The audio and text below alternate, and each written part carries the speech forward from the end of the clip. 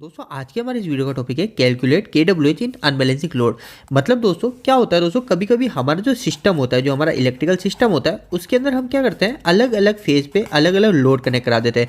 जैसे अगर हम घर की बात करें तो घर के अंदर तो ऐसी समस्या आती है, पर कभी कभी हमारी इंडस्ट्री में भी आती है। इंडस्ट्री में कैसे आती है दोस्तों, जैसे हम छोटा सा उदाहरण ले लेते हैं जिसको हम कैलकुलेट कर लेंगे और आपको अच्छे से समझ में आ जाएगा। तो हम जैसे उदाहरण ले लेते हैं, जैसे हमारा जो आर फेज है उस रेड फेज पे हमारा 25 एम्पियर का लोड कनेक्ट है, पर दोस्तों वाई फेज जो येलो फेज है उस येलो फेज पे 25 एम्पियर नहीं 15 एम्पियर ही लोड कनेक्ट है। इसी तरह दोस्तों जो ब्लू फेज है उस ब्लू फेज पे हमारे 20 एम्पियर लोड कनेक्ट है। अब दोस्तों इसका मतलब क्या हुआ, ये अनबैलेंसिंग लोड हो गया। अगर तीनों फेज पे जैसे आर पे 25 एम्पियर होता, वाई पे 25 और बी पे 25, तीनों फेज पे सेम एम्पियर का लोड कनेक्ट होता तो ये बैलेंसिंग लोड कहलाता है। पर दोस्तों अभी क्या कहलाएगा, ये अनबैलेंसिंग लोड। तो दोस्तों बैलेंसिंग लोड में तो हम केडब्ल्यूएच आराम से निकाल लेते हैं, उसका फॉर्मूला होता है, हम उसके अंदर पुट कर लेते हैं और उसका केडब्ल्यू निकल जाता है और फिर केडब्ल्यूएच निकल जाता है। पर दोस्तों अभी हमारा अनबैलेंसिंग लोड है, तो इस अनबैलेंसिंग लोड में हम केडब्ल्यू और केडब्ल्यूएच कैसे निकालेंगे वही आज के इस वीडियो में हम जानेंगे। तो दोस्तों हमको क्या करना है, हमको सिंपली हमारे मीटर में जाना है और हमको चेक करना है। सबसे पहले हमारे पास मीटर हो, नहीं तो हमारे पास क्लैम्प मीटर है, उस क्लैम्प मीटर से हमको चेक करना है कि हमारा जो आर फेज है, रेड फेज है, और रेड फेज पे हमारा कितना एम्पियर लोड कनेक्ट है। तो हमने जैसे उदाहरण ले रहे हैं 25 एम्पियर का है ना, रेड फेज पे हमारे 25 एम्पियर, तो मैं यहाँ लिख ले रहा हूँ 25 एम्पियर। और येलो पे मान लेता हूँ 15 एम्पियर, तो मैं यहाँ लिख लेता हूँ येलो पे हमारे 15 एम्पियर है। और ब्लू फेज पे मान लेता हूँ कि हमारे 20 एम्पियर कनेक्ट, तो मैं यहाँ लिख लेता हूँ 20 एम्पियर। ठीक है, तो मैंने ये एग्जाम्पल ले लिया 25, 15 और 20, 25, 15 और 20। अब इसके बाद दोस्तों हमको क्या करना है, अब हमको इन तीनों फेज के वोल्टेज पता होने चाहिए। वोल्टेज यहाँ पे हमको पता होना चाहिए फेस वोल्टेज। ठीक है, लाइन वोल्टेज नहीं पता रखना है हमको, यहाँ पे फेस वोल्टेज पता करना है। फेस वोल्टेज क्या होता है दोस्तों, फेस वोल्टेज वो कहलाता है जो फेस और न्यूट्रल के बीच में चेक किया जाता है। और लाइन वोल्टेज वो कहलाता है जो फेस और फेस के बीच में, जैसे रेड और येलो के बीच में चेक करेंगे वो कहलाएगा हमारा लाइन वोल्टेज। और फेस वोल्टेज हमारा कहलाता है फेस और न्यूट्रल के बीच में चेक करा हुआ, जैसे रेड और न्यूट्रल। ठीक है, तो इसी तरह हमको रेड और न्यूट्रल, सबसे पहले रेड और न्यूट्रल के बीच में चेक करना है। तो जैसे हम मान लेते हैं कि रेड और न्यूट्रल के बीच में हमारे जो वोल्टेज आ रहे हैं वो आ रहे 240 वोल्टेज। इसी तरह दोस्तों येलो और न्यूट्रल के बीच में हमको वोल्टेज चेक करना है, तो हम वो मान लेते हैं कि हमारे 235 वोल्टेज आ रहे हैं, क्योंकि हमारे थोड़े बहुत आगे पीछे रहते हैं। और ब्लू फेज, तो ब्लू फेज में हम मान लेते हैं कि इसमें आ रहे हैं हमारे 238 वोल्टेज। ठीक है, अब दोस्तों इसके बाद में हमको क्या पता होना चाहिए, तो दोस्तों इसके बाद में हमको पावर फैक्टर पता होना चाहिए, क्योंकि दोस्तों अभी हम जो बात कर रहे हैं हमारे एसी सप्लाई की बात कर रहे हैं ना, हमारे एसी सप्लाई की बात कर रहे हैं। और एसी सप्लाई के अंदर ही फेज होता है, 3 फेज होते हैं।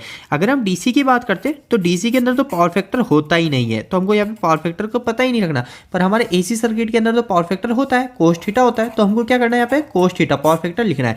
तो जैसे अगर आपको पावर फैक्टर नहीं पता है तो आप यहाँ पे डायरेक्ट 0.8 मान लीजिए। अगर पता है तो आप वहाँ पे हमारे मीटर में चेक कीजिए कितना पावर फैक्टर है और उसको लिख लीजिए। तो मैं यहाँ 0.8 मान लेता हूँ तीनों के अंदर। ठीक है, तो ये हमारा पूरा सॉल्व हो चुका है। अब क्या करना है दोस्तों, मेरे को इसको मल्टीप्लाई करना है, इन तीनों को मल्टीप्लाई करना है।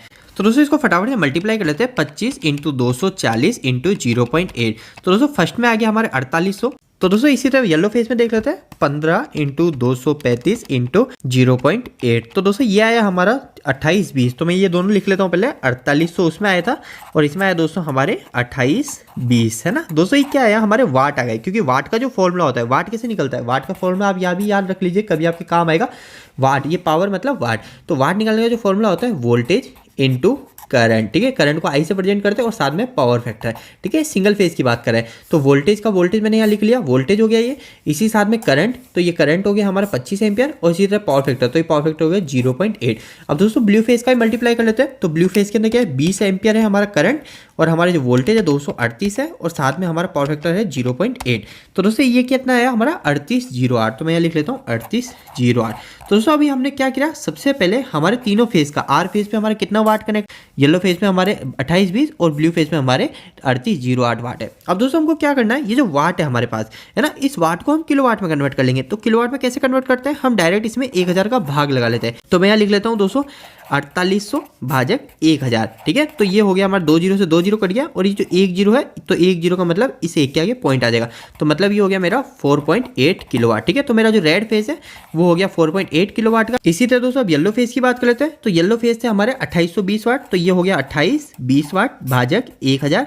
तो ये 1 जीरो से 1 जीरो कट गया, ये 2 जीरो और बचे, तो 2 के आगे पॉइंट आ जाएगा, तो यहाँ पे पॉइंट आ जाएगा, तो ये हो जाएगा मेरा 2.8 किलोवाट।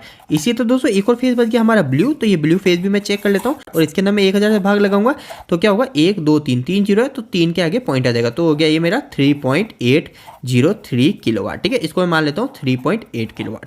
तो दोस्तों मैं अभी यहाँ लिख लेता हूँ, आर फेज के अंदर आ गए मेरे 4.8 किलोवाट, येलो फेज के अंदर आ गए हमारे 2.82 किलोवाट, तो मैं यहाँ पे 2.8 किलोवाट मान लेता हूँ। और ब्लू फेज के अंदर आ गए हमारे 3.8 किलोवाट। तो दोस्तों आप देख सकते हैं तीनों के अंदर किलोवाट जो है अनबैलेंसिंग है, तो मतलब ये लोड भी अनबैलेंसिंग है। अब दोस्तों हमको कैसे पता करना है कि हमारा जो सिस्टम का किलोवाट है ना, ये तो हमारा पर फेज किलोवाट है। अभी हमको सिस्टम का किलोवाट कैसे पता चलेगा, तो दोस्तों सिस्टम का किलोवाट के लिए हम इन सबको प्लस कर लेंगे। तो दोस्तों ये हो जाएगा 8 दूनी 16, 16 तिया 24, तो 24 यहाँ पे 2 आ जाएगा और 2 + 4 6, 6 और 2 8, 8 और 3 ये हो जाएगा हमारा 11। तो दोस्तों हमारे जो टोटल सिस्टम के जो किलोवाट हो जाएंगे वो आ जाएंगे दोस्तों 11.4 किलोवाट। तो दोस्तों हमारा KW तो निकल गया। अब KWH के लिए क्या करना है, हमारे जितने भी घंटे हैं, तो अगर हमारे 1 घंटे की बात करें किलोवाट के आगे हम 1 घंटे से मल्टीप्लाई कर देंगे, तो 1 घंटे से मल्टीप्लाई करेंगे तो हमारी जो KWH आ जाएगी वो आ जाएगी 11.4 KWH। इसी तरह दोस्तों अगर हम 12 घंटे की KWH निकालेंगे तो इसको 12 घंटे से मल्टीप्लाई कर देंगे, तो 12 घंटे से मल्टीप्लाई करने के बाद क्या हो जाएगा दोस्तों, ये 11.4 × 12 करेंगे तो जो आंसर आएगा वो आ जाएगा हमारा KWH। तो दोस्तों कुछ इस तरीके से अनबैलेंसिंग लोड में KW और KWH को निकाला जाता है। दोस्तों इस वीडियो खत्म करने से पहले आपको एक बहुत महत्वपूर्ण सूचना देना चाहता हूं कि हमने एक वेबसाइट स्टार्ट करी है जिसका नाम है दोस्तों www.engineeringdost.com। दोस्तों इस वेबसाइट पे आपको काफ़ी अच्छे हिंदी में इलेक्ट्रिकल और मैकेनिकल से जुड़े आर्टिकल मिलेंगे, और दोस्तों वो जो सारे आर्टिकल होंगे वो सारे इतने आसान शब्दों में होंगे कि यहाँ पे कोई 8वीं 10वीं क्लास के लड़के भी जाके इनको पढ़ते हैं तो वो भी अच्छे से इलेक्ट्रिकल और मैकेनिकल समझ जाएंगे। तो दोस्तों एक बार आप हमारी वेबसाइट जरूर जुड़िए, इसका लिंक आपको इसी वीडियो के डिस्क्रिप्शन बॉक्स में मिल जाएगा। और दोस्तों आपको वेबसाइट कैसी लगी प्लीज़ वहाँ पे हमें कमेंट बॉक्स में कमेंट करके जरूर बताइएगा। दोस्तों आपको यह वीडियो कैसा लगा, इस वीडियो को लाइक करके जरूर बताएं। अगर आपका कोई भी सवाल इस वीडियो के प्रति या फिर इलेक्ट्रिकल से जुड़ा है तो आप मुझे नीचे कमेंट बॉक्स में कमेंट करके पूछ सकते हैं। इलेक्ट्रिकल की वीडियोस अगर आप हिंदी में देखना पसंद करते हैं आज ही हमारे चैनल को सब्सक्राइब कर लीजिए। आज के लिए इतना ही, धन्यवाद।